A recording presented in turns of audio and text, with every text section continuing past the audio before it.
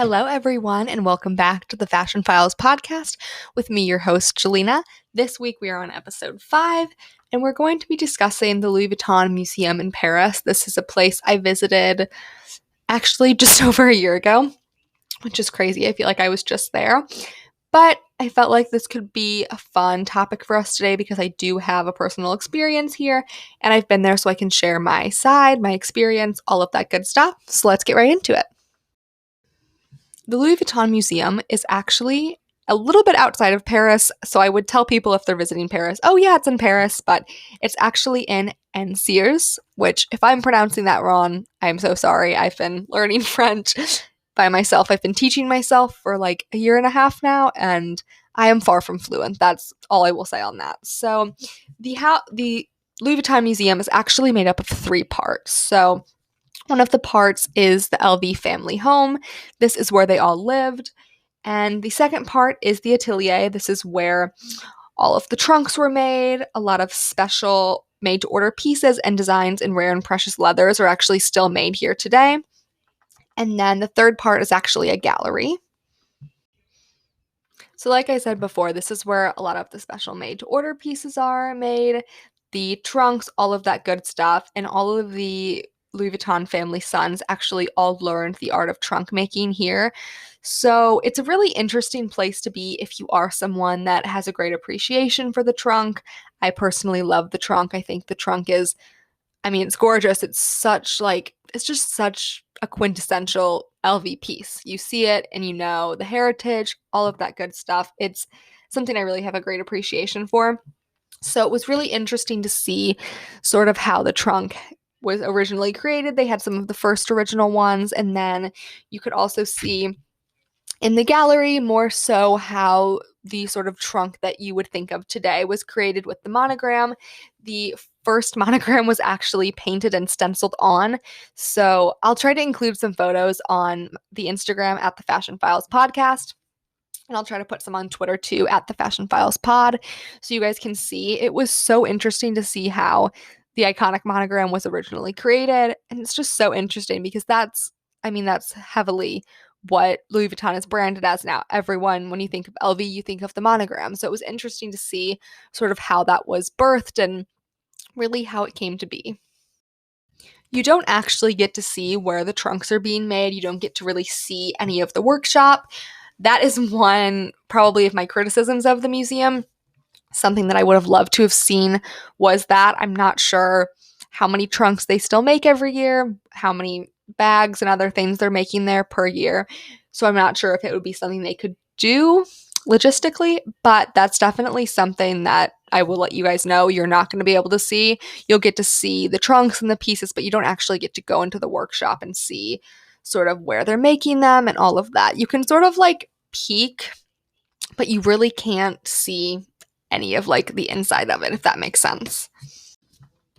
And then, like I mentioned before, you also get to see the family home. So this is sort of the end of the tour. You'll go through in the gallery and see all of the trunks and the other amazing items, and then you go through the house. And when you're in the house, you don't get to see really the whole family home. You get to see a few rooms. So you got to see 2 floors, and the family actually lived here until 1964, which when you're thinking about it, it's not that far off. And it's interesting to see all of the architectural decisions and how even there are trunks everywhere and different other like very Louis Vuitton craftsmanship items all over the house. I remember specifically there were a bunch of like plants hanging and these like gorgeous LV leathers. It was just super interesting. That's again another thing I'll make sure to post pictures of, but the house was really incredible to see.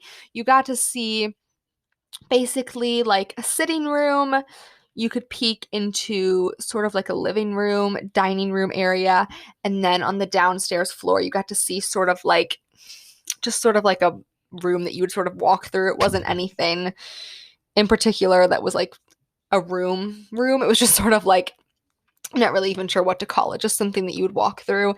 And then you also got to see another dining room and then the living room, which is the main living room with all of the trunks, which I'll again post a photo of because it's really incredible to see. And the ceiling is like finely decorated and painted. It's just really, that was the room that if you look up photos of the museum, that's the room you're going to see advertised everywhere because it's just gorgeous. The gallery, I would say, is the more so museum aspect rather than the house or the workshop. So the gallery changes throughout time. The curator is Judith Clark. She does, I believe, different exhibits. I'm not sure if they're 2 times a year or what. I know when I was originally looking up pictures before my visit, the pictures I saw were a lot of like ready to wear clothing items, not heavily focused on bags or trunks. But when we went, it was heavily focused on handbags, collaborations. There was a Supreme skateboard. There was a lot of other like really specialty made trunks. I think there was one for the World Cup to hold like soccer balls. There were tons of different trunks. There was one to hold makeup, all sorts of crazy stuff. So if there's something you specifically want to see that you're curious about, I would maybe see if you can get in touch with someone at the museum beforehand to ask them what's in the current gallery showing and see if there's anything that's particularly interesting to you. The exhibition also follows a little timeline of some of the landmark moments in the LV story. I mean, the LV brand has been changing for over 160 years. Obviously, there's been a lot of technological changes, so it's interesting to see sort of how the brand has changed from the original trunk to the first store opening on the Champs-Elysees in 1914. And the workshop that's part of the museum was created in 1859, and the trunk was created in 1858. So from 1858 to the original trunk being created to now, the brand has undergone a tremendous amount of change, and it's really interesting to see all of that on the timeline, and then how you think of LV today, the shows today, the different creative directors. It's really interesting to take a look back. So that's, I would say, that's one of the amazing parts of the museum if you're interested in the history of the brand. Also, if you're really interested in the history of the brand, I would recommend watching Hot Lamode's YouTube video on it. Luke does an amazing job. I love his videos. His videos have kept me sane throughout the pandemic. I just watch his content all the time. He has amazing videos. But he has a specific video that really goes into the history of the brand, and I will link it down below so you guys can watch if you're interested. And then getting more into my experience going to the museum, some more of my tips for going. My first tip to know before you go, if you don't speak French, just expect to be extremely confused and you're going to have to ask the tour guides for help. I went with my mom, and when I was buying the tickets, I remember seeing that it said the tours were only in French, and I thought, oh, I've been teaching myself French for a while now. I'll be fine. Like, I'll be fine. Well, we got into the tour. It was extremely confusing, which definitely on my part, I should have practiced more French before going, but there were still a lot of the little, like the timeline that I talked about and all the other written things that you can read. All of those were in English as well as French, I believe. So you can definitely still have a good experience. You don't need to know French. I would say maybe pick up a few things. There were 2 tour guides. There was one sort of leading the tour, doing all of the talking at the front, and then one at the back to make sure no one got left behind. And we actually talked to the one at the back and sort of explained that we didn't know too much French. And she actually took a lot of extra time to talk us through everything in English. She made the experience 10 times better. So I'm very grateful for her helping us. So definitely try and ask for help if you need it, and definitely pay attention and be able to read. And if you have like a translate app on your phone, maybe you could do that too. And then another tip just for like getting there and how to plan time-wise. So we went last like mid-October, late October. We booked our trip like a month and a half in advance going. And then luckily I was in the time frame to get tickets. So if you're worried about planning too far in advance, don't worry about it too much. And then in terms of like time frame of the museum tour and like getting to the museum, we actually did the tour on our first day. We flew into Paris really early in the morning. We dropped our things at the hotel I think we might have grabbed breakfast and then we immediately went. So our hotel was in the first arrondissement, and we were sort of by the Louvre and all of those other attractions that are like iconic Paris attractions. So it took us probably like a half hour, and I think we got to Paris on a Sunday. So traffic was not horrible. We just took an Uber, but that's definitely something to keep in mind is that it is sort of a far drive. So definitely build that into your schedule.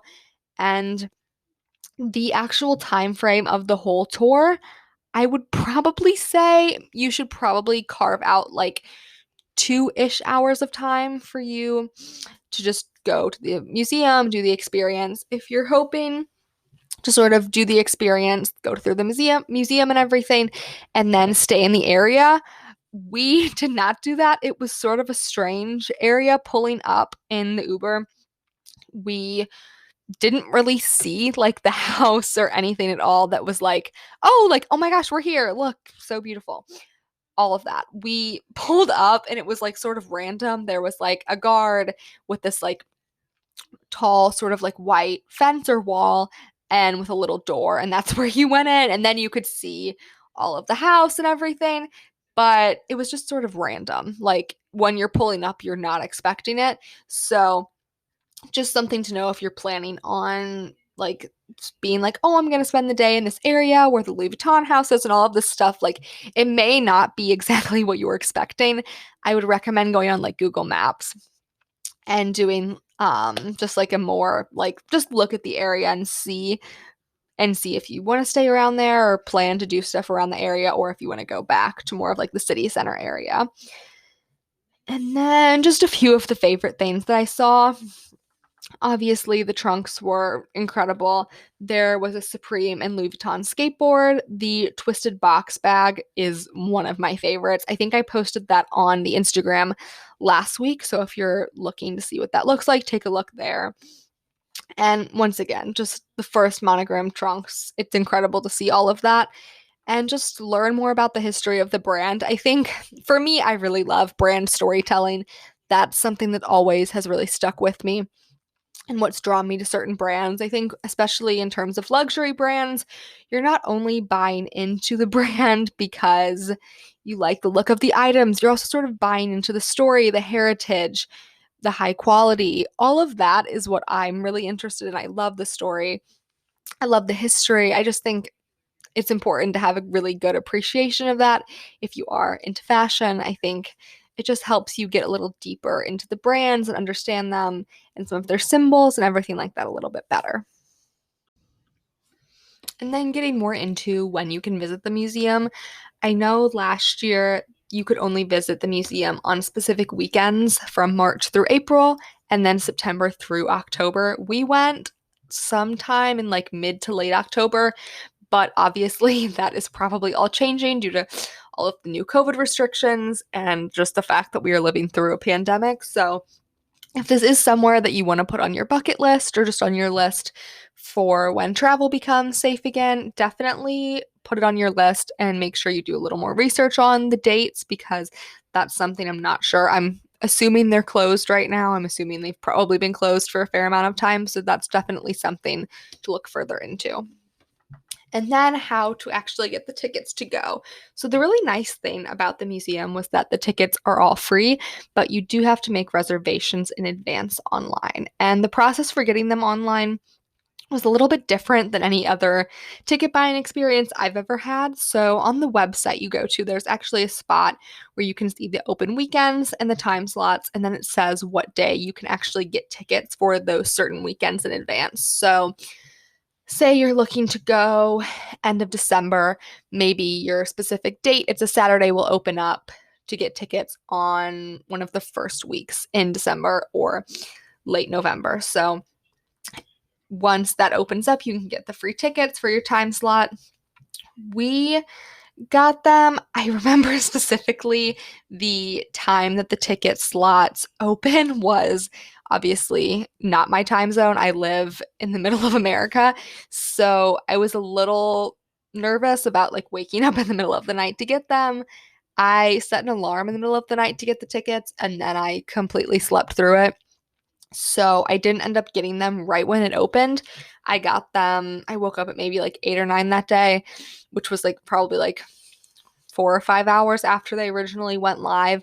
And there were still plenty of tickets. So if you are somewhere that's a different time zone and you're worried about waking up early to get them and disrupting your sleep schedule and all of that, don't feel like you have to unless the museum really picks up, but just you can sleep and wake up and get the tickets then, unless you're really dead set on waking up in the middle of the night and getting them, then go for it. And that is all for today's episode. Definitely let me know on Instagram or Twitter, wherever, what you thought of the podcast. If you like sort of me talking about like a personal experience. I also went to the YSL Museum in Paris, so that's another thing I can definitely talk about. And I'm also working on an episode. I'm not sure when this is actually going to go live, but I want to do a fashion lover's guide to Paris. So that's one that's probably going to take me a while to just get everything together, but that's definitely something keep an eye out for if you're interested in. And yeah, that is it today. Look for pictures of the museum and everything on Instagram and Twitter at the Fashion Files Podcast on Instagram, at the Fashion Files Pod on Twitter. Thank you so much, guys.